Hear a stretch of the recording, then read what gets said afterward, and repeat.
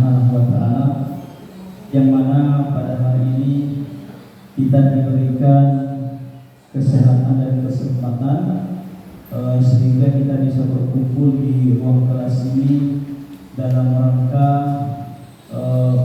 memenuhi tugas kami dalam mengikuti pendidikan guru penggerak. Kemudian salawat dan salam semoga selalu tercurah kepada Nabi kita Nabi Muhammad SAW. Yang saya hormati Bapak Kepala Sekolah SDN 1 Tanjung Soroka, kemudian yang saya hormati rekan-rekan guru dan staf pengajar di SDN 1 Tanjung Soroka. Bapak Ibu, sebelumnya saya mohon maaf karena sudah menyita waktu Bapak Ibu sebentar saja. Kemudian mohon izin juga nanti kegiatan kita ini sifatnya penyampaian saja, ya. Jadi sebelumnya saya mohon maaf apabila nanti dalam mempresentasikan atau menyampaikan materi nanti dalam kegiatan ini yang sifatnya nanti ini kan sifatnya akademis, ya, bukan untuk menyinggung atau menilai seseorang, tapi ini cuma penyampaiannya sekadar untuk memenuhi tugas kami dan sebagai guru penggerak. Tetapi ini tetapinya, kalau toh nanti dalam penyampaian ini ada yang bisa kita ambil, bisa kita terapkan, alhamdulillah, ya. Itu kan harapan kita semua, karena kegiatan ini sangat, kalau saya nilai itu sangat bermanfaat untuk sekolah kita pada posisinya. Kemudian nanti setelah ini mungkin 1 jam ke depannya ini direkam secara video. 1 jam ke depan, setelah itu baru kita akan masuk ke pembahasan mengenai kegiatan di sekolah ke depannya ini, ya. Jadi ini dulu 1 jam direkam video, nanti setelah itu baru kita masuk di kegiatan sekolah kita, terutama masalah komputernya.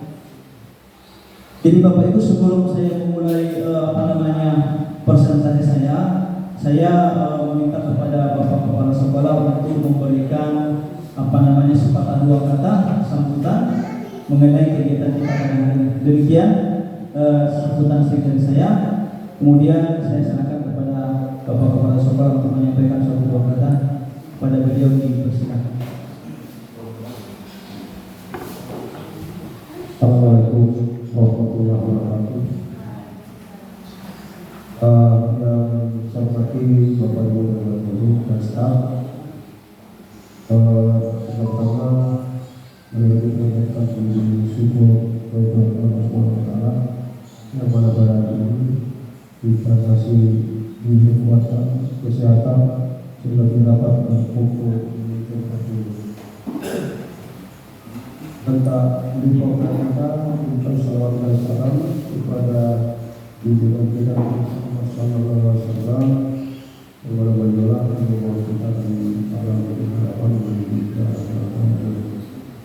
Bapak Ibu yang saya hormati,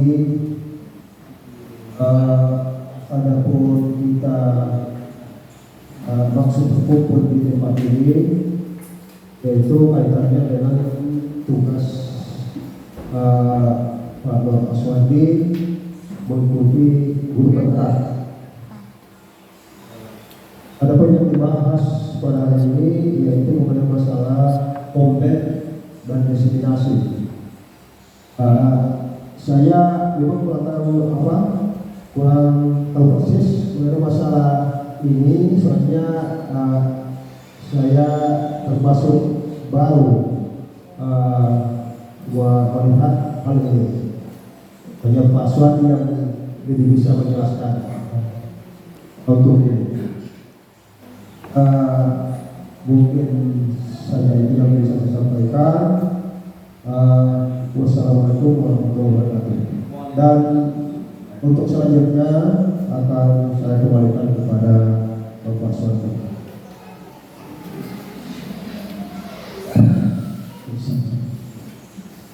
Terima kasih kepada kepala sekolah. Jadi untuk yang kedua kalinya ini langsung saja saya akan menyampaikan materi kita pada hari ini, yaitu tentang diseminasi atau pembebasan dan penerapan budaya positif. Jadi ini rangkaian pendidikan yang saya dapat dari guru penggerak, ya. Ini sudah modul 1.4. Itu ada 3 modul 1, modul 2, modul 3. Jadi modul 1 itu ada sampai modul 1.1, 1.2, 1.3, kemudian 1.4 ini yang taruh ke modul 1. Nah, ini tugas terakhirnya ini saya disuruh membuat aksi nyata. Aksi nyata itu di mana saya disuruh mempresentasikan tentang budaya positif, di mana nanti itu akan diupload di LMS namanya. Kemudian saya juga disuruh upload di YouTube di PNM. Jadi ini akan nanti suatu pembelajaran untuk kita semua, gambaran ke depannya, karena nilai ini tinggi. Biasanya kalau kita bikin RHK, ya, itu sampai beberapa poin itu menggunakan sertifikat.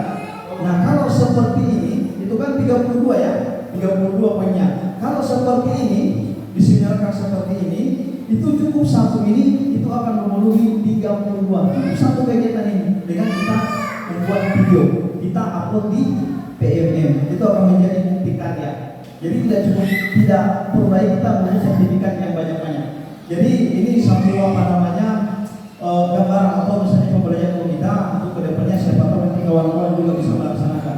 Dan kemudian ini gambarannya juga di kegiatan pembatik. Ini pembatik di level 2, tugasnya sama seperti ini. Dan saya rasa kayaknya kita ini belum bisa mengikuti itu karena mengingat waktu. Saya sendiri mungkin sampai di level 1 dulu yang untuk masalah pembatik, karena kita disuruh membuat video pembelajaran yang durasinya itu 3 sampai 7 menit. Kemudian itu harus tampilkan kegiatan TIK-nya ketika kita dalam proses pelajaran.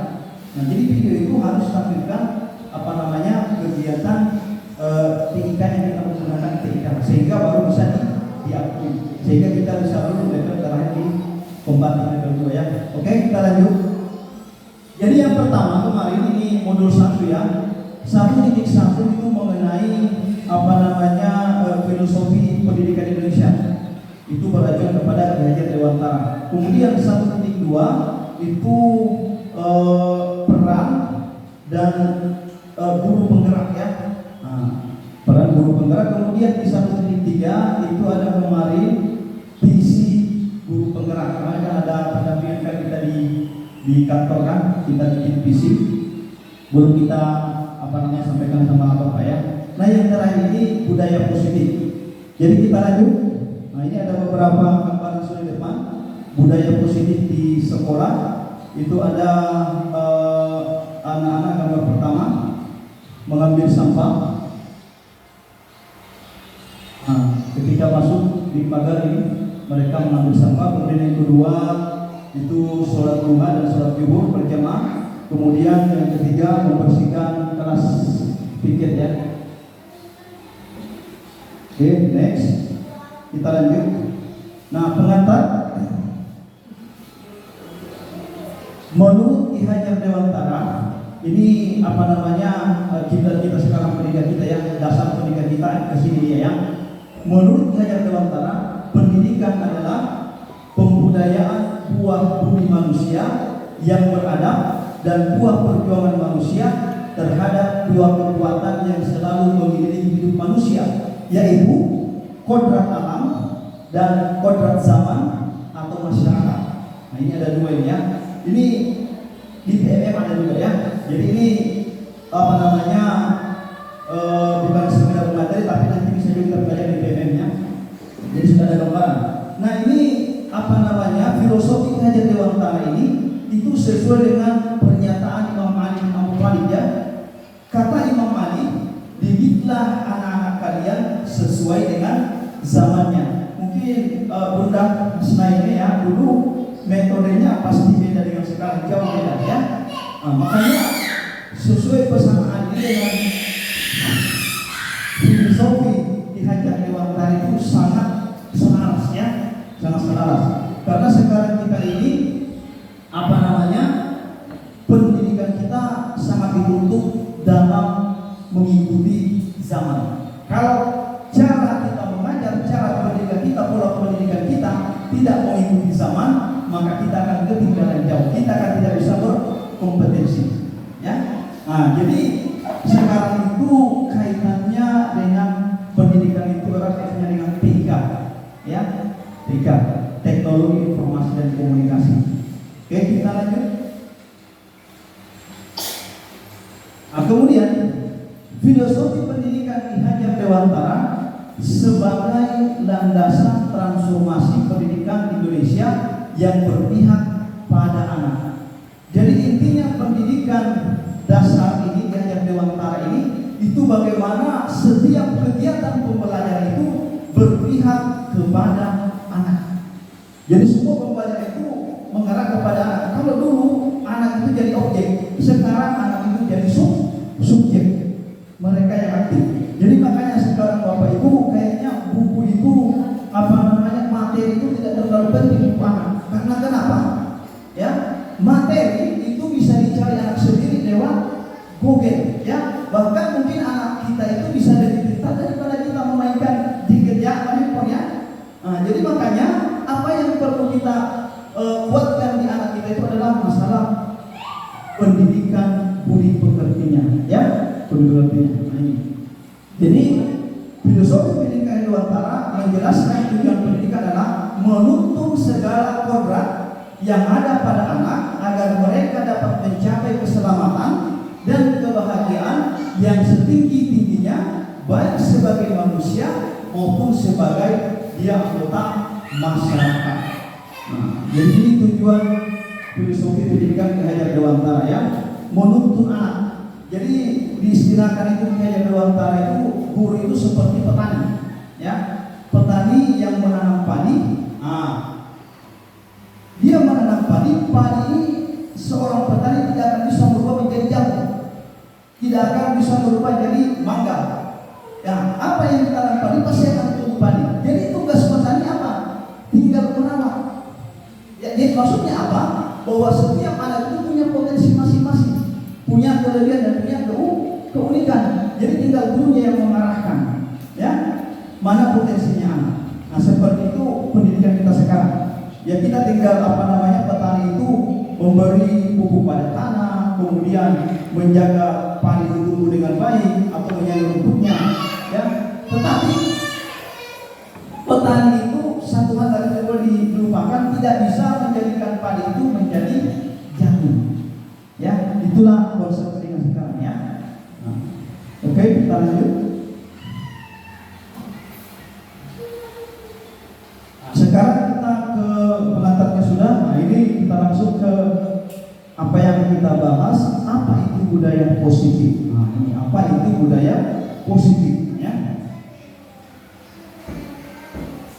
Nah, di sini ada banyak ya pengertian, cuma yang paling mengena menurut saya seperti ini yang saya tampilkan, bahwa budaya positif itu adalah nilai kebajikan yang menjadi keyakinan dan pada akhirnya menjadi karakter atau ciri khas dari individu atau kelompok pada sebuah komunitas atau lembaga. Jadi secara umum budaya positif itu. Tetapi di sini kita di sekolah kita khususkan kemana? Ya di sekolah kita. Nah, supaya menjadi keyakinan dan pada akhirnya menjadi karakter yang ada di lingkungan sekolah, baik itu gurunya maupun siswanya.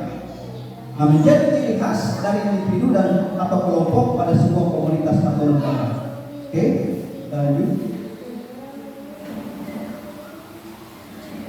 Nah, kemudian untuk mencapai tadi budaya positif, guru guru memiliki peran sentral. Ini di sekolah ya. Guru memiliki peran sentral dalam menciptakan dan memperkuat budaya positif di lingkungan sekolah. Budaya positif ini akan terwujud melalui penerapan konsep-konsep inti. Jadi untuk menerapkan budaya positif di sekolah ini bisa terwujud, itu ada penerapan konsep-konsepnya. Ya. Seperti ini ya. Yang pertama. Ini ada 6 poin ya yang perlu kita terapkan. Disiplin positif dan nilai kebajikan universal. Ini ada namanya disiplin positif. Jadi disiplin tidak cukup. Yang kita pilih ada namanya disiplin positif. Nanti seperti apa disiplin positif? Kita lanjut dulu. Kemudian yang kedua, apa yang perlu kita lakukan seorang guru? Itu teori motivasi, hukuman dan penghargaan, kemudian restitusi. Kita harus tahu itu teori motivasi, hukuman dan penghargaan, dan restitusi. Ya. Kemudian yang berikutnya keyakinan kelas. Ya. Yang ketiga keyakinan kelas. Kemudian yang keempat kebutuhan dasar manusia dan dunia yang berkualitas. Kemudian yang kelima restitusi, 5 posisi kontrol guru nanti ya seperti apa. Kemudian yang terakhir yang keenam yaitu ada segitiga restitusi.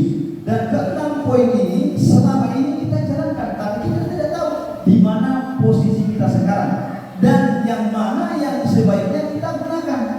Yang mana sebaiknya kita gunakan sehingga sesuai dengan tujuan pendidikan nasional kita, sesuai dengan filosofi Ki Hajar Dewantara. Ini semuanya kita terapkan sudah, tapi saya kira tidak sadar, kita tidak tahu kita di bagian posisi mana. Apakah yang kita lakukan ini sudah benar sesuai dengan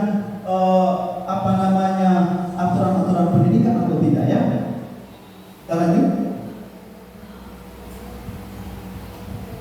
Pembahasan yang pertama, disiplin positif dan nilai kebajikan universal.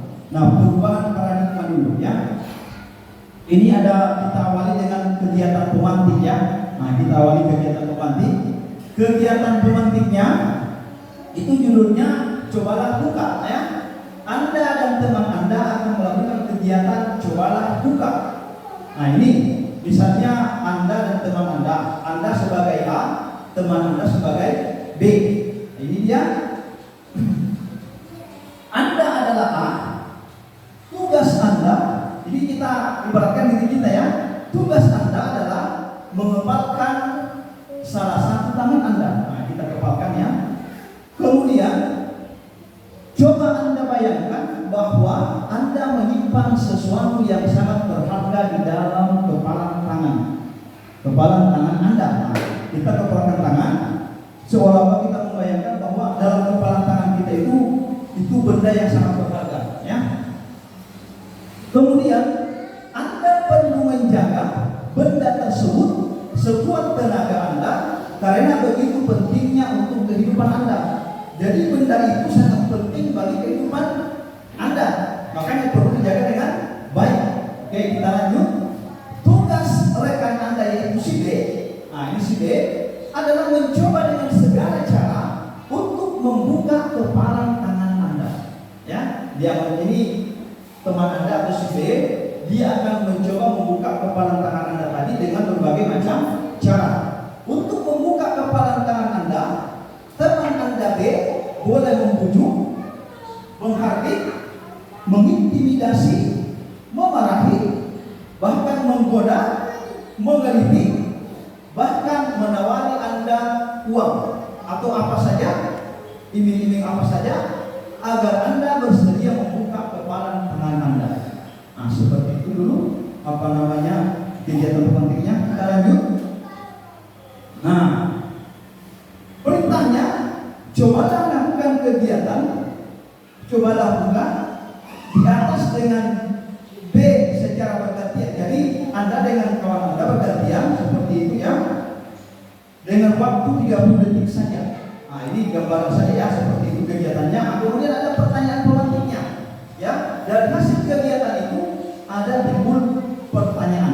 pertama, apakah Anda, kan ini kan nanti bergantian A atau B ya, A dan B. Apakah Anda atau B kawan Anda membuka kepalan tangan Anda? Mengapa? Apa alasan Anda? Atau B membuka kepalan tangan Anda? Ini alasannya ya, kenapa bisa membuka. Kemudian yang kedua, apakah Anda atau B menutup kepalan tangan Anda? Tidak membuka. Mengapa? Apa alasan Anda atau B tetap menutup kepalan tangan Anda? Itu pertanyaan yang kedua. Yang pertama membuka, kemudian yang kedua itu yang pertama tadi membuka, yang kedua menutup, tetap menutup. Kemudian yang ketiga, dalam kegiatan ini sesungguhnya siapa yang memegang kendali atau kontrol untuk membuka atau menutup kepalan tangan? Nah ini ya. Jadi kira-kira jawabannya ada di bawah. Ini sudah dijawab ya. Jawabannya tentu kita sendiri yang memegang kontrol atas kepalan tangan kita. Ya, apakah kita membuka atau menutup kepalan tangan kita? Itu bergantung pada diri kita masing-masing, sesuai dengan kebutuhan dasar kita saat itu. Ya, sesuai dengan kebutuhan dasar kita saat itu. Mungkin adanya korupsi karena ini tadi ya, kebutuhannya pada saat itu mungkin perlu dan sebagainya ya. Nanti kita akan lanjutnya, makanya kegiatan itu berdepannya macam-macam, siswa itu kelakuannya pasti ada dasarnya ya. Next kita lanjut. Nah, sekarang kita meluruskan beberapa miskonsepsi tentang makna kontrol ya. Jadi selama ini banyak orang salah konsep tentang pengertian atau makna tentang kontrol ya. Nah, ini ada ilustrasi. Ilusi yang pertama ya, ilusi guru adalah mengontrol murid. Nah, selama ini kita kan seperti itu ya, kita mengontrol murid. Nah, ini dulu ya. Kemudian yang kedua, ilusinya bahwa semua perbuatan positif, efektif dan bermanfaat. Jadi kita kira itu semua yang sifatnya baik itu efektif dan bermanfaat. Ya.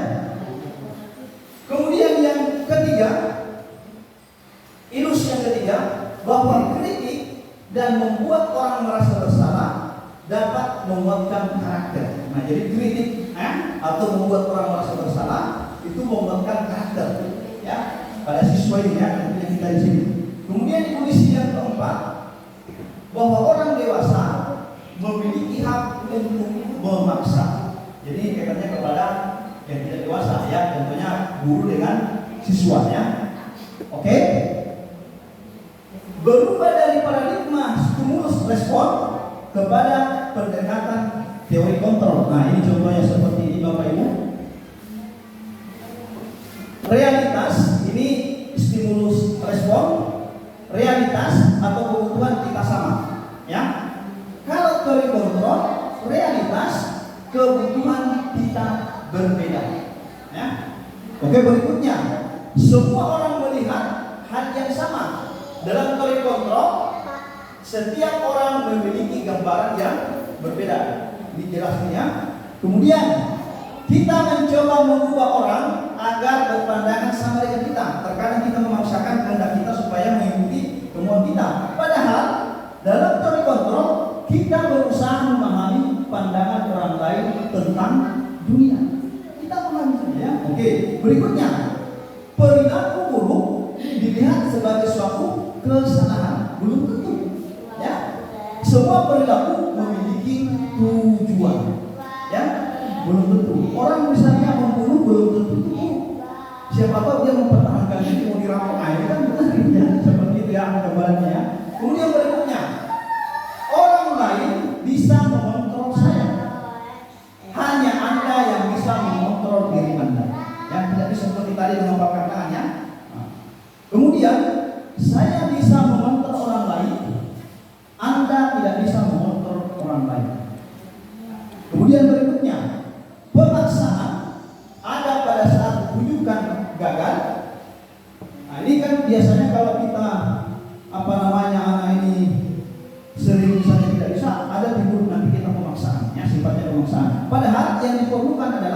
kolaborasi dan konsensus menciptakan pilihan-pilihan baru.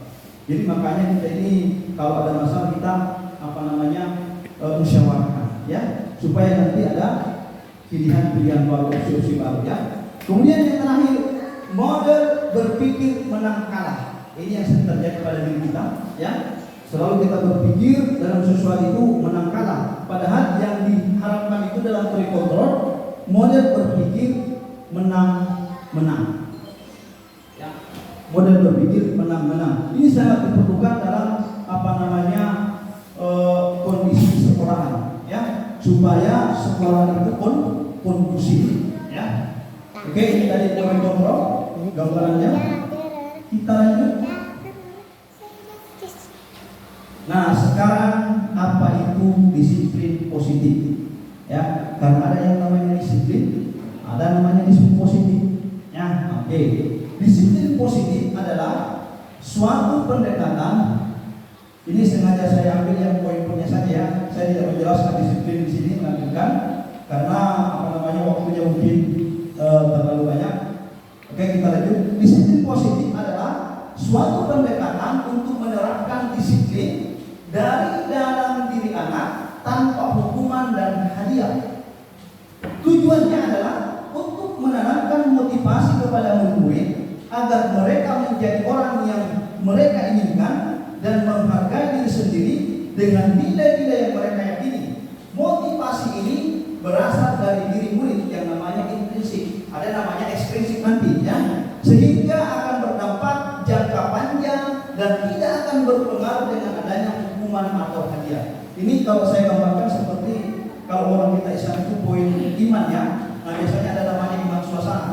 Kalau bulan Ramadan ini, nah ini kan iman positif ya. Kalau iman positif itu saya gambarkan seperti itu, dia tidak terkesan bulan Ramadan kah, bulan apa kah, dia konsisten terus menjalankan ibadah. Nah, tapi ada namanya iman saja, artinya pada saat suasana dan kondisi saja dia. Nah, seperti ini disiplin positif ya. Anak itu akan disiplin. Nah, ini ya. Contoh yang disiplin ya. Disiplin karena dia mempunyai dua faktor tadi ini. Mana tadi ini? Karena ada hukuman atau hadiah. Ini yang banyak terjadi. Atau bahkan mungkin seorang kita turun dulu karena tidak enak sama pimpinan kita, turun lebih cepat ya. Tidak pengaruhnya. Mungkin karena ada ibarat di sekolah sampai yang lebih cepat akan dapat hadiah. Mungkin kita akan disiplin di situ. Tetapi ketika tidak ada ini, maka kita akan berubah. Nah, kalau disiplin positif, ada hukuman kah, ada hadiah kah, kita tetap jalankan. Itu namanya disiplin positif, tidak terkesan dengan suasana. Itu namanya disiplin positif. Dan ini yang kita harapkan kepada anak-anak kita. Dengan tanpa ada hukuman, tanpa ada hadiah, mereka sadar perbuatan ini baik, mereka akan jalankan seperti itu. Ini namanya disiplin positif. Karena tadi namanya disiplin, ya. Nah, ini namanya intrinsik. Kalau yang tadi disiplin karena ada sesuatu itu namanya ekstrinsik, karena ada faktor dari luar. Ada faktor dari luar, yaitu berupa hukuman atau hadiah. Oke, baik, kita lanjut. Nah, ini poinnya disiplin positif. Sudah dapat yang pertama ya. Nah, sekarang yang kedua, ini kan tadi poin yang pertama disiplin positif dan nilai-nilai kebajikan universal. Nah, sekarang yang kedua ini nilai-nilai kebajikan universal berarti nilai-nilai kebajikan yang disepakati bersama, ya. Lepas dari suku bangsa, agama, bahasa maupun latar belakangnya. Salah satu dari nilai-nilai kebijakan yang ingin dicapai oleh setiap anak Indonesia yang kita kenal profil pelajar Pancasila. Nah, ini sudah namanya profil. Nah, ini yang nilai-nilai yang kita harapkan untuk pendidikan kita, yaitu profil pelajar Pancasila. Ada 6 poin. Yang pertama, beriman, bertakwa kepada Tuhan Yang Maha Esa. Kalau kegiatan itu kita laksanakan di sekolah, ini 6 poin, maka kita sudah melaksanakan dari tujuan pendidikan Indonesia. Nah, yang kedua, yaitu mandiri. Yang ketiga, bernalar kritis. Yang keempat, berkebinekaan global. Yang kelima, bergotong royong dan yang kenal kreatif. Ini yang diharapkan kepada siswa kita dengan tujuan pendidikan. Nah, inilah nilai-nilai pendidikan universal. Poin pertama selesai, yaitu disiplin positif dan nilai-nilai kebijakan universal untuk supaya budaya positif di sekolah bisa terlaksana. Kemudian yang kedua, teori motivasi, hukuman dan penghargaan serta restitusi. Ya, makin asik ini pembahasannya. Oke, sekarang ini ada 3 teori motivasi perilaku manusia. Yang pertama, untuk menghindari ketidaknyamanan atau hukuman. Ini motivasi yang pertama, ya. Motivasi perilaku manusia untuk tadi untuk disiplin tadi. Karena ada ketidaknyamanan dan menghindari hukuman. Mungkin seperti anak kita, mereka datang tepat waktu karena mungkin takut dihukum seperti itu. Oke. Kemudian yang kedua, untuk mendapatkan imbalan atau penghargaan dari orang lain. Contoh lagi, orang misalnya ada siswa kita mati-matian belajar karena mungkin kalau juara itu dapat hadiah. Nah, ini faktor ekstrinsik semua dari luar, bukan dari dalam diri ya. Kemudian yang ketiga, untuk menjadi orang yang mereka inginkan dan menghargai diri sendiri dengan nilai-nilai yang mereka percaya atau mereka yakini. Karena mereka yakin ini baik, walaupun tidak ada hukuman, walaupun tidak ada penghargaan, dia laksanakan. Inilah yang kita kita harapkan kepada siswa. Ya, next. Sehingga keyakinannya.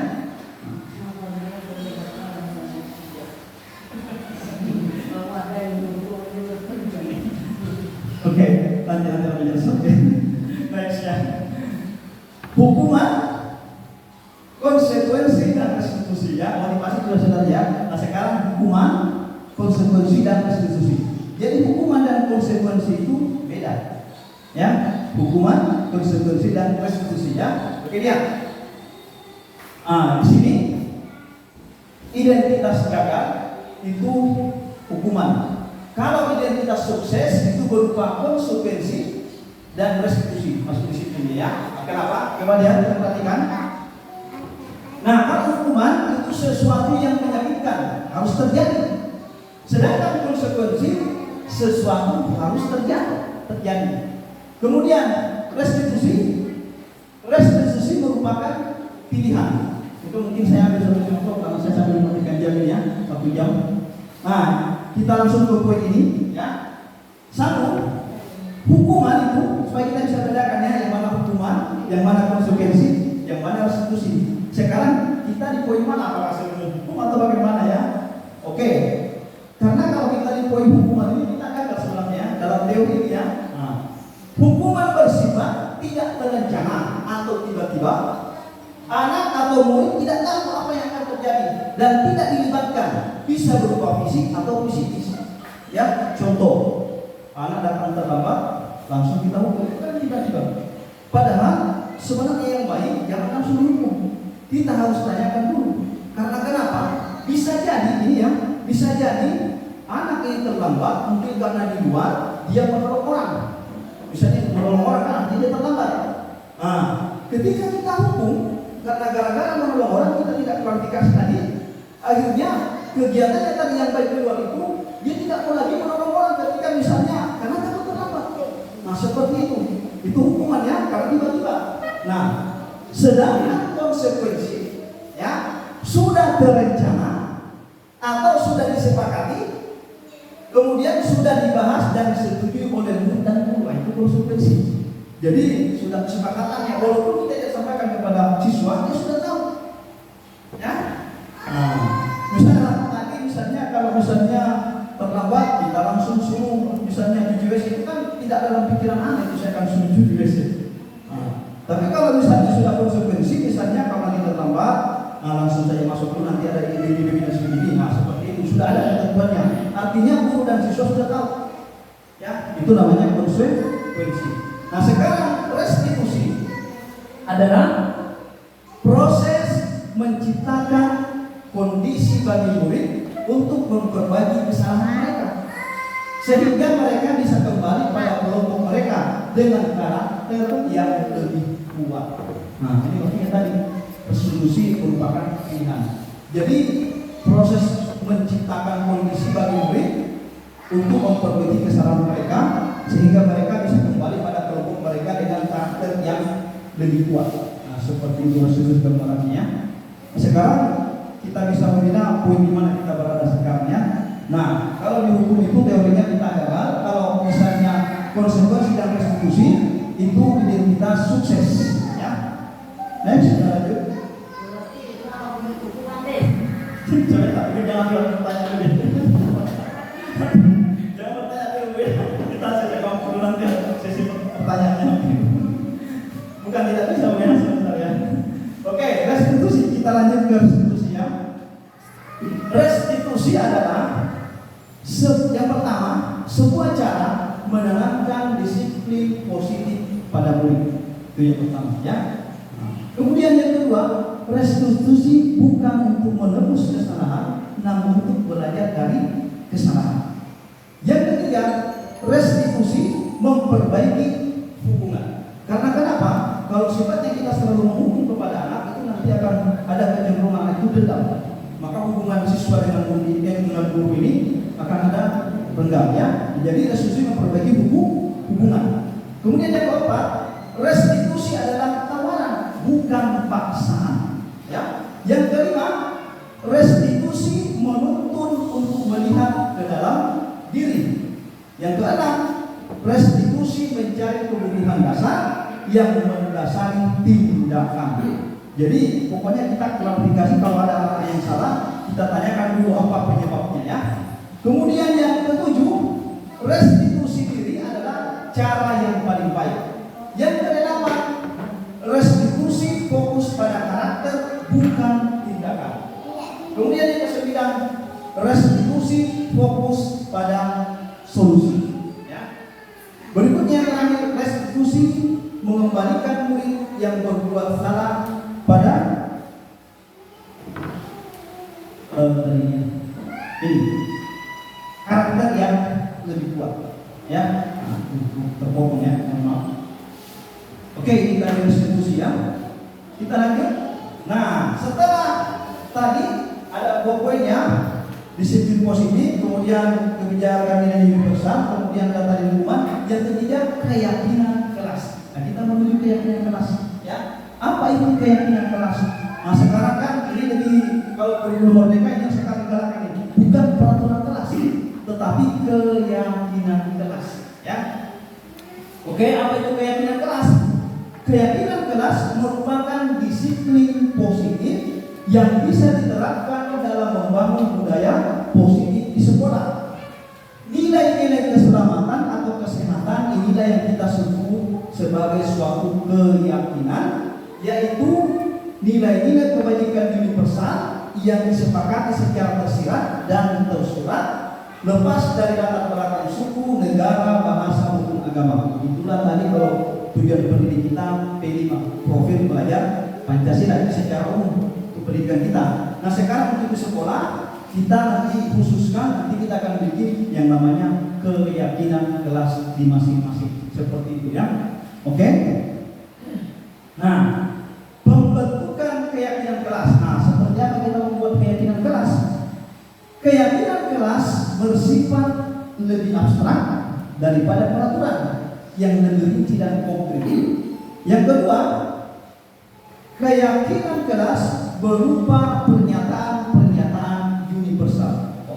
Yang kedua, keyakinan kelas itu berupa pernyataan-pernyataan universal. Yang ketiga, pernyataan keyakinan kelas senantiasa dibuat dalam bentuk positif. Yang keempat, keyakinan kelas hendaknya tidak terlalu banyak sehingga mudah diingat dan dipahami oleh semua warga kelas. Yang kelima, keyakinan kelas sebaiknya sesuatu yang dapat diterapkan di lingkungan tersebut.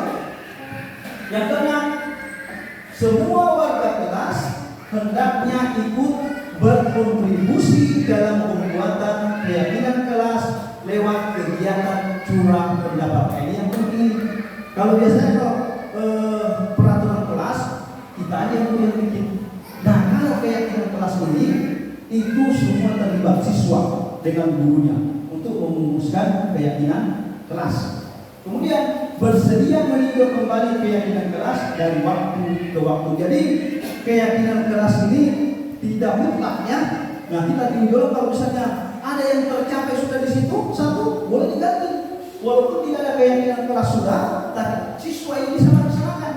Nah, itu bisa kita dibuat lagi dalam keyakinan kelas. Karena itu sudah merupakan budaya yang positif. Yang kita buat di keyakinan kelas ini, yang kita mau budayakan. Nah, seperti itu. Ya, jadi makanya bersedia meninjau kembali keyakinan kelas dari waktu ke waktu sesuai dengan keperluan kita. Ya. Jadi kalau peraturan itu biasanya itu saja. Ya. Nah, kalau keyakinan ini kalau sudah ada yang tercapai satu, boleh kita ganti lagi. Next. Nah, ini adalah proses pembuatan kelas ini, contoh ya. Pembuatan keyakinan kelas. Peraturan, contoh. Dilarang membuang sampah sembarangan. Itu kata dilarang seperti ekstrimnya. Nah, jadi kalau keyakinan kelas seperti apa? Buang sampah pada tempatnya. Buang sampah pada tidak ada paksaan di situ. Timbul kesadaran, ya. Nilai kebaikan yang bisa kita capai di sini adalah disiplin dan tanggung jawab. Itu nilai universalnya tadi, ya. Contoh yang kedua lagi, dilarang memakai barang orang lain tanpa izin. Ini kan ada sepertinya kayak intimidasi seperti kayak ekstrimnya kata-katanya. Nah, yang keyakinan itu meminta izin ketika memakai barang orang lain. Itu kan enak didengar ya sepertinya. Nah, itu nilai kebaikannya apa? Sopan, hormat, dan jujur. Nah, seperti itu ya. Oke, ini langkah-langkah yang membuat keyakinan kelas. Nah, biasanya kan untuk keyakinan kelas itu kita mudahnya sampai sekarang tinggal browsing, dapat itu contoh keyakinan kelasnya. Tetapi sesuai nggak dengan kondisi kelas kita? Apa yang kita mau budaya positif yang kita mau ambil ya? Nah, ini contohnya kelas 1, kelas rendah. Setiap anggota kelas perlu belajar. Yang kedua, setiap anggota kelas perlu senang. Ya, jadi tidak ada di situ misalnya kekerasan karena harus senang semua. Jadi bagaimana caranya seperti itu ya? Nah, setiap anggota kelas perlu melakukan tugas. Ya. Kemudian setiap anggota kelas perlu saling menghargai. 5. Setiap anggota kelas perlu merasa aman. Yang kelima, kelas 3 ya, kelas 3 ya. Contohnya selalu bersikap positif. Senantiasa menjadi diri yang terbaik, percaya dan menghormati orang lain serta barang miliknya. Yang tadi harus minta izin ya. Kemudian berkomitmen terhadap setiap tugas. Karena di dalam kelas kita sudah beri jadwal kan. Jadi mereka ambil komitmennya senantiasa membantu. Ya, ini keyakinan kelas, bukan peraturan kelas. Oke? Karena biasanya kalau peraturan ini jatuh pulang hukumannya ya seperti itu ya. Oke, lanjut. Nah, yang keempat untuk mencapai target budaya positif di sekolah, kebutuhan dasar manusia dan dunia berkualitas. Ya, kebutuhan dasar manusia ini yang melatar belakangi tindakan-tindakan manusia karena ada kebutuhan dasarnya. 5 kebutuhan dasar manusia menurut teori ini ya. Yang pertama di warna putih itu kebutuhan dasarnya untuk bertahan hidup. Kemudian ada kasih sayang atau rasa diterima. Kemudian kebebasan. Yang keempat kesenangan, dan yang terakhir penguasaan. Ini kebutuhan dasar manusia. Nah, kalau dunia berkualitas itu adalah tempat khusus dalam pikiran Anda, tempat Anda menyimpan gambaran representasi dari semua yang ada ini, yang Anda inginkan. Bisa berisi orang-orang atau hal-hal apa saja yang terbaik dalam hidup Anda dan membuat Anda merasa bahagia dan terpenuhi kebutuhan dasar Anda. Ini namanya dunia berkualitas. Dan memang itu tujuan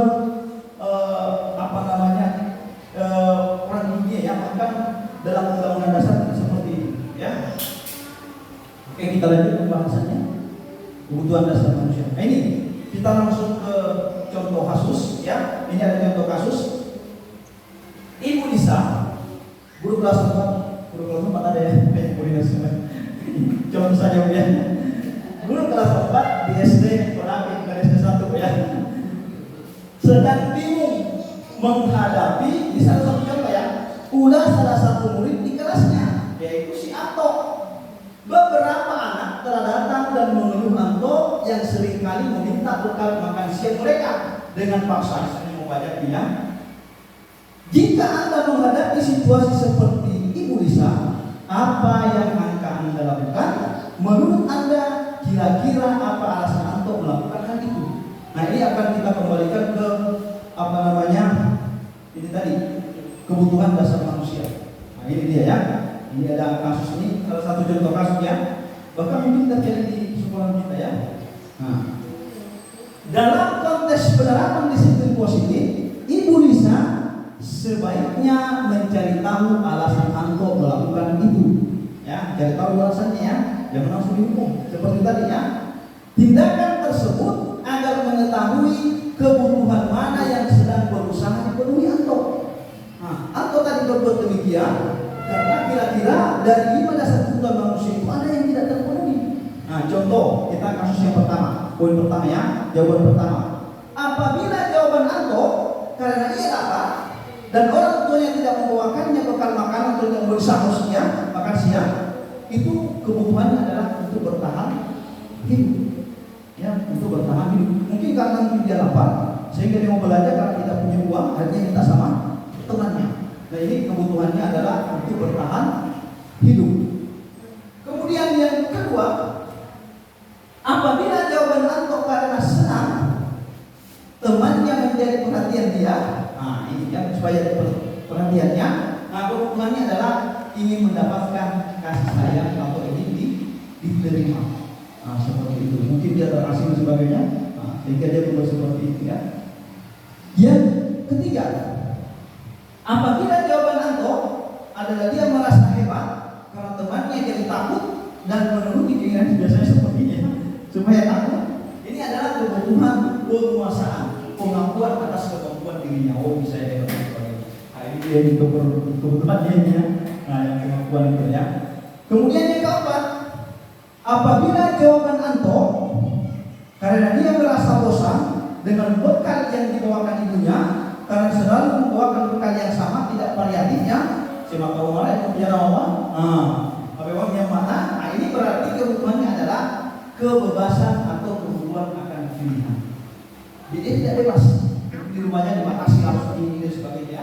Akhirnya dia di sekolah dan dia sekali pilihannya.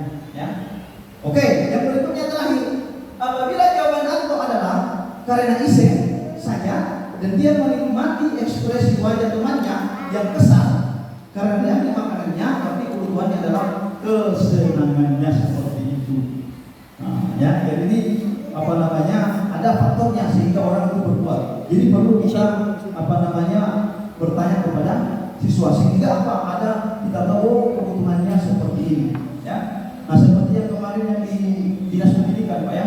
Nah itu ditanya kenapa bisa berhenti kan? Nah seperti itu kebutuhannya apa kurang? Itu seperti itu Pak. Jadi kita tanya sesuai kalau ada yang bermasalah, ya. Oke, kita lanjut. Nah, yang kelima ya, kita akan untuk menghadapi masalah-masalah tadi. Nah ini ada namanya restitusi. Ya, restitusi 5 posisi kontrol. Nah ini ada 5 posisi kontrol guru ya. Di mana kita sekarang ya? 5 posisi kontrol guru. Yang pertama penghukum. Yang kedua, pembuat rasa bersalah. Yang ketiga, sebagai teman. Yang keempat, pemantau. Dan yang kelima, sebagai manajer. Nah, ini ada tabelnya. Guru berbuat, guru berkata, hasilnya ini, ya. Nah, identitas gagal, ada identitas berhasil atau sukses.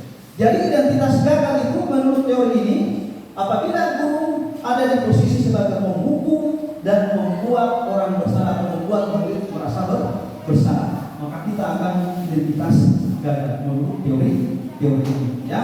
Nah, kita akan dikatakan berhasil atau sukses ketika kita di posisi, nah, perilaku kontrol positif, ada teman atau kita sebagai pemantau. Kemudian kontrol diri sebagai manajer.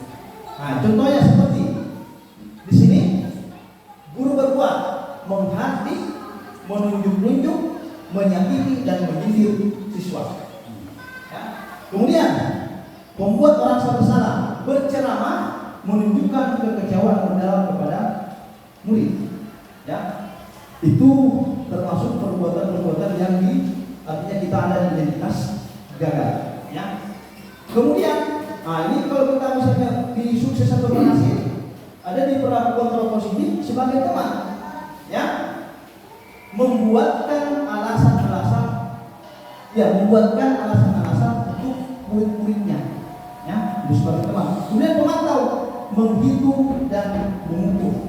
Ya, kita memantau terus, menghitung dan mengukur siswa kita sejauh mana, karena kita sendiri yang tahu bagaimana siswa kita ini yang mengakui. Ya. Kemudian yang terakhir, kontrol diri, manajer, mengajukan pertanyaan tanya. Ya, kenapa kamu begini, kenapa kamu begitu, sehingga kita tahu, oh ternyata masalah karena lingkungan, karena masalah di rumah. Nah, seperti itu sebagai manajer. Ya. Next kita lanjut. Posisi kontrol ini, ya. Posisi kita di mana? Kemudian yang terakhir, ya, yang keenam, segitiga restitusi. Ini ada namanya segitiga restitusi. Yang pertama, menanyakan keyakinan. Ini saya berdasarkan identitas, ya. Yang pertama, ya, ini alternatif yang paling baik, yaitu segitiga restitusi. Ketika ada siswa yang bermasalah, maka ini akan kita lakukan. Kalau kita mau misalnya memakai budaya positif tadi, ya. Yang pertama, menstabilkan identitas. Maksudnya seperti apa? Berdasarkan prinsip membuat kesalahan adalah bagian dari proses pembelajaran siswa, ya. Jadi mereka masih memproses, ya. Jadi mereka yang membuat kesalahan adalah bagian dari proses pembelajaran. Jadi kita guru, makanya kata Kiai Dewantara, menuntun ke arah yang lebih baik, ya. Kemudian menggeser identitas gagal ke identitas sukses, ya.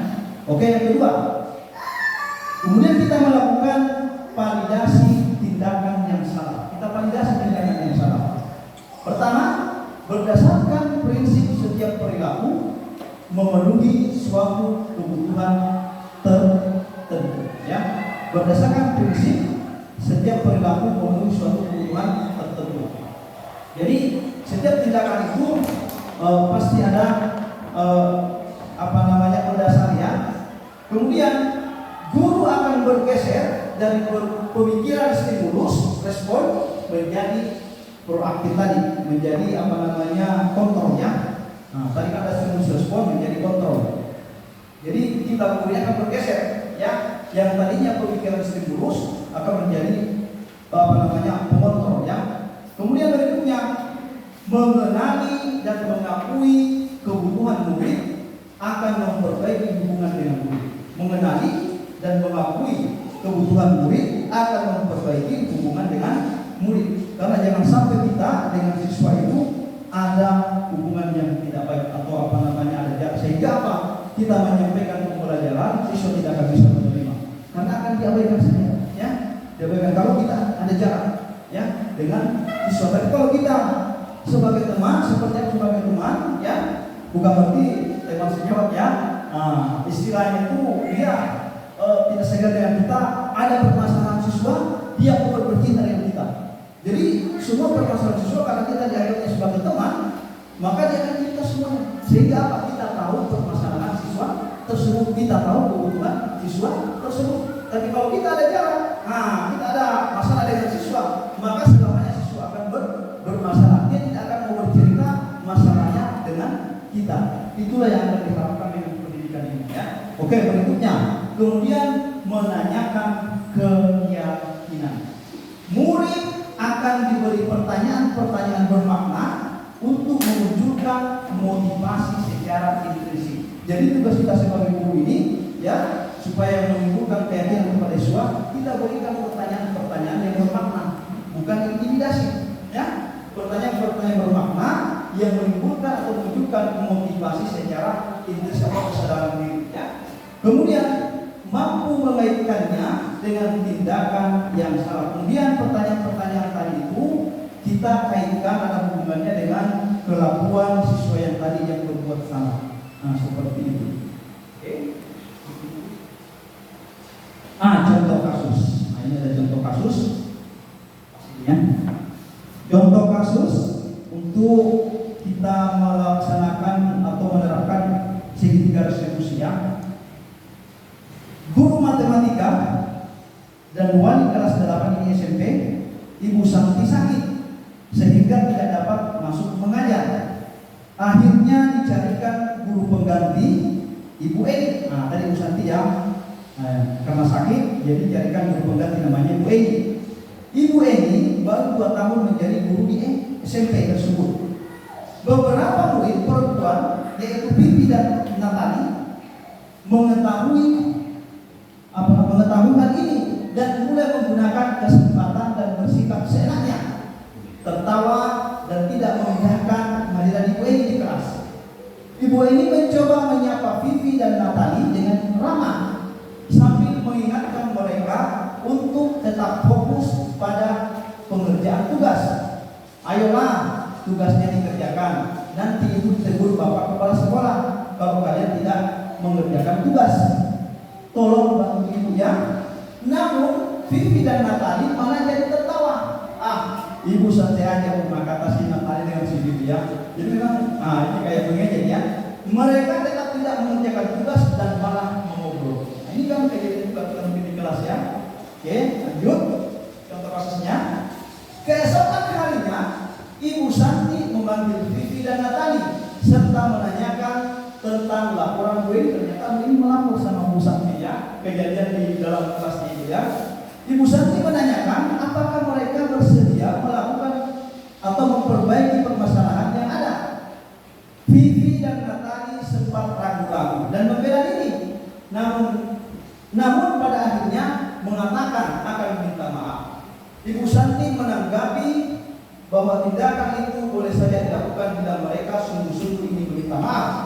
Namun Ibu Santi menanyakan kembali apa yang mereka bisa lakukan untuk menggantikan rasa tidak dihormati Ibu Santi. Ya, baik Vivi maupun Natali mengakui bahwa perilaku mereka tidak sesuai dengan keyakinan kelas. Ibu Santi melanjutkan kembali apa yang akan mereka lakukan untuk memperbaiki masalah. Apakah ada gagasan? Ini pertanyaan Ibu Santi ya. Oke, lanjut kasusnya. Setelah berpikir sejenak, Natali dan Vivi mengusulkan bagaimana kalau mereka mengadakan sebuah diskusi, ya, diskusi kelompok dengan teman-teman sekelasnya. Tema yang mereka pilih adalah penerapan keyakinan kelas, terutama tentang sikap saling menghormati dan bagaimana penerapannya di kehidupan sehari-hari di sekolah. Usulan kedua adalah mengirim email atau pesan kepada Ibu Eni tentang gagasan mereka tersebut sebagai penembus kesalahan mereka. Mereka pun memberitahu Ibu Eni bahwa mereka telah memberitahu kepala sekolah Pak Hasan bila lain waktu ada ketiadaan guru, maka mereka akan mengusulkan Ibu Eni sebagai guru pengganti untuk menembus kesalahan mereka tadi. Ini ya contoh kasus. Nah, langkah restitusi ya, langkah restitusi yang dilakukan oleh Ibu Santi ya, menstabilkan identitas. Yang pertama, Ibu Santi menanyakan apakah mereka bersedia memperbaiki permasalahan yang ada. Kan ini masalah ini dengan Bu Eni. Ditanyakan apakah mereka Vivi ya dengan Natali bersedia memperbaiki masalah yang ada. Vivi dan Natali sempat ragu dan membela diri, namun akhirnya mereka mau meminta maaf. Selesai masalahnya. Yang kedua, memvalidasi tindakan salah. Ibu Santi memanggil Vivi dan Natali terkait laporan Ibu Eni. Ibu Santi menanggapi tindakan mereka. Jika memang ini meminta maaf, Ibu Santi menanyakan kembali apa yang mereka bisa lakukan untuk menggantikan rasa tidak hormat itu kepada Ibu Santi. Nah, berarti kan itu ada tadi tindakannya ya, dengan melakukan diskusi kelompok tentang keyakinan keras, kemudian mereka mengirim mail kepada Bu Eni. Yang ketiga, menanyakan keyakinan. Baik Vivi maupun Natali mengakui bahwa perilaku mereka tidak sesuai dengan keyakinan keras. Ibu Santi melanjutkan kembali apa yang akan mereka lakukan untuk memperbaiki masalah. Apakah ada gagasan, yang termasuk gagasan yang tadi, dengan membuat kelompok, membuat kegiatan untuk membahas tentang supaya mereka membuatkan keyakinan kelas lagi. Kemudian tadi mengirim permintaan maaf kepada Bu Edi, kemudian meminta kepada Pak Hasan kalau nanti ada lagi misalnya kelas yang kosong atau misalnya matematika yang kosong, dia akan mengusulkan kembali sebagai penggantinya. Nah, ini untuk menebus kesalahan mereka. Jadi pas 1 jam refleksi bagaimana perasaan saat ini ketika kita melihat ini ya, menyaksikan budaya positif yang kita mau terapkan di sebuah sekolah. Kemudian yang kedua, setelah mengikuti materi pembahasan atau diseminasi pada hari ini, saya jadi paham bahwa apa? Ya kan banyak paham sudah ya masalah bagaimana posisi kita, ya kan? Kemudian target saya selanjutnya adalah, nanti tandanya semua ini PR kita semuanya untuk membuat budaya positif di sekolah sebagaimana tujuan pendidikan nasional. Oke, terima kasih. Tidak ada pertanyaan, cukup 1 jam. Demikian, tutup ya. Jadi boleh.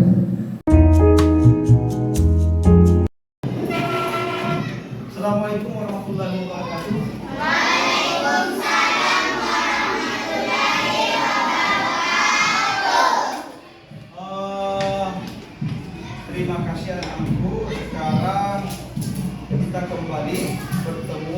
Ini dalam rangka kita akan membuat yang namanya apa di atas itu?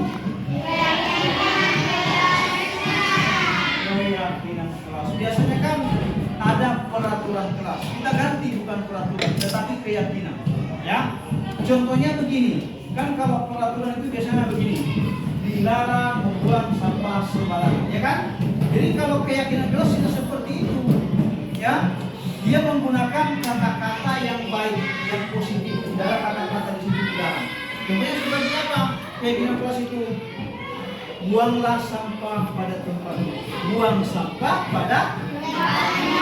Itu namanya keyakinan.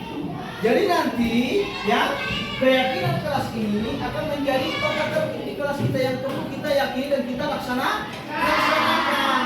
Keyakinan ya. Jadi harus kita laksanakan. Supaya nanti kelas kita ini kondusif, bagus dan aman, bersih dan sebagainya ya. Kamu nanti masing-masing memberikan satu keyakinan kelas apa yang menurut kamu ya. Baru nanti kita tempelkan ke atas ya. Setelah itu baru nanti kita pilih beberapa keyakinan kelas yang akan kita terapkan di kelas kita ya. Pilih aja apa yang kita mau lakukan di kelas ini. Tapi kata-katanya yang bagus, yang baik ya. Contohnya tadi, buang sampah di tempatnya, ya kan? Paham? Jangan memakai kata-kata dilarang dan sebagainya. Ya, oke? Paham ya? Oke, saya bagikan nanti satu-satu ya. Kan ini ada lemnya nanti di belakang ini. Jangan tulisnya di belakang ya. Nanti tulisnya di depan karena lemnya ini tetap kan ya? Di depan nggak kelihatan nanti kalau misalnya menempel di sini. Paham? Satu orang satu saja apa yang kita mau lakukan di kelas supaya kelas ini baik. Oke? Dan akan nanti kita laksanakan bersama. Paham? Oke, saya mulai dari sini ya. Saya bagikan ya. Ya, tulis ya. Ayo mulai tulis ya.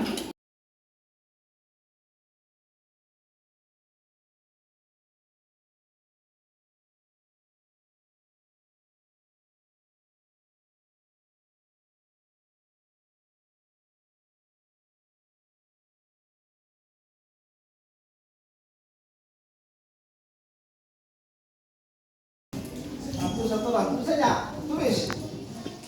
Apa yang menurut kamu yang kita mau lakukan di kelas yang baik ini ya? Pak, ditaruh nama Pak. Nggak usah ditaruh nama ya. Sudah Pak, sudah Pak. Nah, nanti yang sudah boleh tekan sini, sini. Tempelkan ya, santai ya. Tempel di bawah sini ya.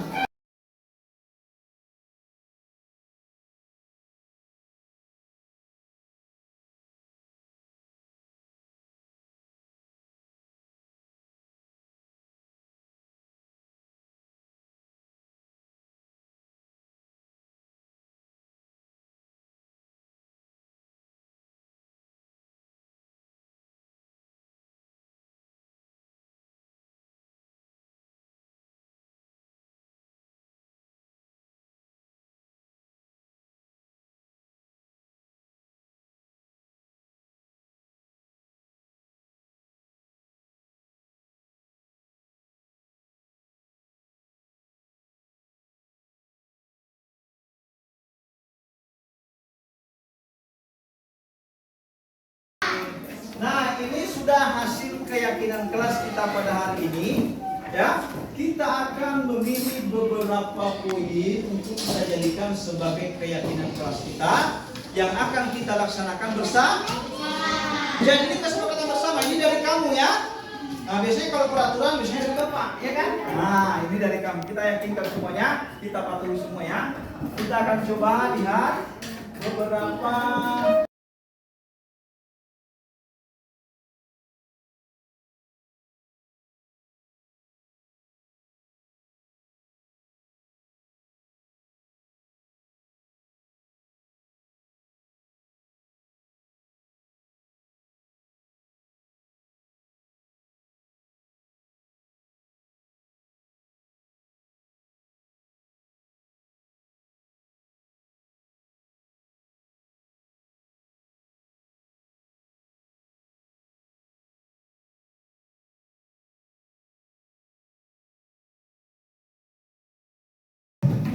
Bagus semua ya tadi sama ya. Kita ambil satu, ini berapa ini ada 7 ha?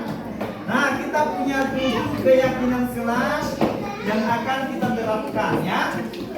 Yang akan kita terapkan di kelas 6. Ini saya bacakan ini ya. Saya bacakan. Yang pertama, ini ya. Minta izin saat pinjam barang temannya. Oke, mantap ya. Satu, ini apa ya? Yang pertama keyakinan kelas kita yang harus kita laksanakan, minta izin saat pinjam barang temannya. Oke. Kemudian yang kedua, membersihkan dan merapikan barang-barang di kelas. Apa saja barang-barang di kelas kita rapi? Tempat sepatu, tempat buku dan sebagainya ya. Meja kamu, kursi kamu dirapikan. Oke? Ini keyakinan kelas kita, oke? Nah, ini jangan sampai dilanggar. Ini kamu sendiri yang bikin. Kemudian, piket sesuai jadwal. Nah, tadi membersihkan kelas menyapu sesuai dengan jadwal. Dan sudah ada jadwalnya ya. Oke. Kemudian, sopan santun. Jadi di dalam kelas ini sesama teman kita harus menjaga sopan santun. Menjaga baik, jangan mengejek temannya, jangan suka menyakiti temannya. Itu namanya menjaga sopan santun. Apalagi sama gurunya, jangan terlambat, iya kan? Keluar tanpa minta izin. Nah, itu semuanya menjaga sopan santun. Nah, sebagai tata krama ya. Kemudian ini buang sampah pada tempatnya. Kita buang sampah pada tempatnya. Jangan sembarangan. Oke. Kemudian di bawah, minta izin pada guru ketika ingin keluar kelas. Ya, minta izin pada guru ketika ingin keluar kelas. Termasuk ya, minta izin. Patuh kepada guru. Apa yang Bapak sampaikan, apa yang Bapak suruh, laksana. Ini kamu patuh pada guru. Yang terakhir, gotong royong di kelas. Kalau melihat temannya sedang bekerja, jangan dilihatkan saja. Seperti hari Sabtu, kita kan semuanya bekerja untuk membersihkan lingkungan sekolah. Jangan ada yang menurut temannya bekerja, kamu enak-enakan duduk di sini. Ada yang enak duduk di warung. Nah ini kan tidak baik. Temannya bekerja, kamu malah santai. Ya kalau sedang kita bekerja semuanya ikut bekerja. Itu namanya gotong royong. Ada temannya misalnya pulpennya tidak ada, ya kan? Kamu punya pulpen 2, pinjami temannya, ya kan? Jangan suka melihat temannya menderita. Iya, harus ditolong. Itu namanya gotong royong. Jadi ini semua kamu sepakati ya. Nanti maju satu-satu tanda tangan. Tanda tangannya di sini ya. Oke? Kan disepakati. Oke ya? Mulai dari sini. Ayo maju. Tanda tangan pulpennya. Tanda tangan di sini ya.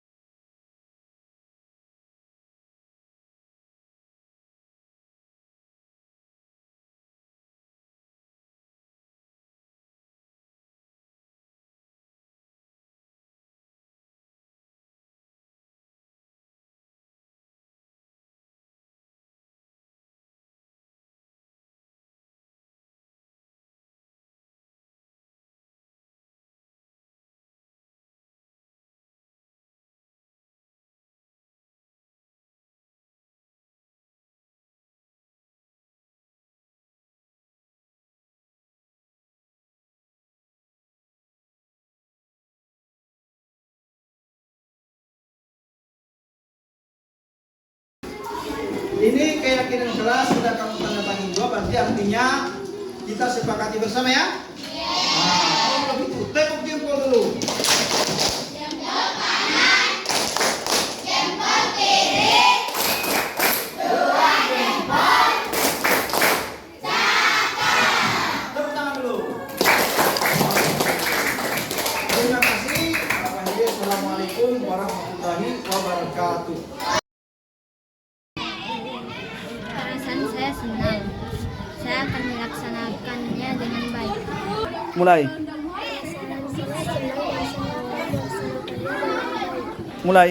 Perasaan saya gembira dan saya akan melakukannya dengan baik. Mulai Fadil. Perasaan saya senang dan saya akan melakukannya dengan baik. Oke.